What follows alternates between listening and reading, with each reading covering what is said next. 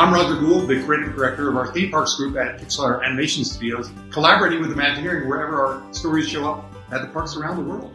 I'm Kathy Mangum. I'm a former retired Imagineer, and I was the executive producer of Cars Land. Even though Radiator Springs is really without a state, it's non-specified, so much of the architecture, the landscaping, the rock work can be seen in California, and it was really just a perfect fit. One of the most amazing parts of this whole experience was going on a field trip, a research trip on Route 66. We went, for about 8-9 days with Michael Wallace, who wrote the book on Route 66, The Mother Road. He took the film team, Pixar film team, several years before that. So we walked in their footsteps too. And we saw characters, we saw, wonderful little cafes, curio shops. So all of the murals, the graphics, the people, the food, the landscaping, the planting, it really helped us layer story into this land.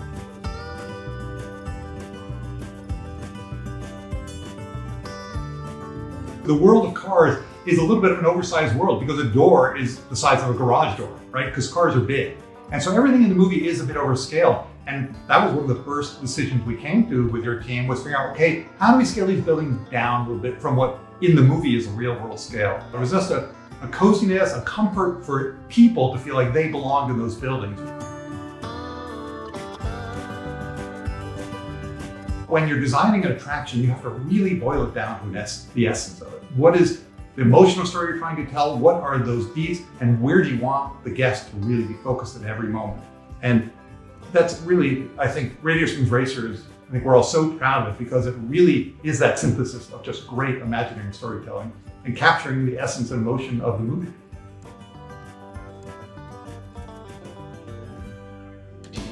The scope of this project, 12 acres, we're adding 12 acres to really valuable property. You look at Anaheim and how much property is left to be built on. We had to use this very judiciously. It was based on one story, but we got to really get into characters' heads and continue that story. And then of course there were 2 other movies and a whole bunch of shorts that helped us do that too. We really had something there.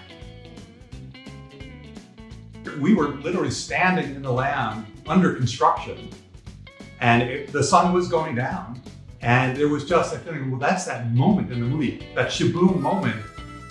Could we make that? Could we choreograph our signage? It's not something we'd ever talked about, but it was amazing to pull it off.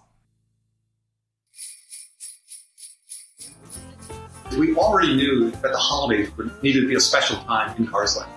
And happily, there was a really charming Disney publishing book that Pixar had worked with the team on called Mater Saves Christmas. And it gave us a sense of how do the citizens of Radiator Springs decorate their town for the holidays. And so we actually designed the holidays from the get-go so that even that first season, the town celebrated.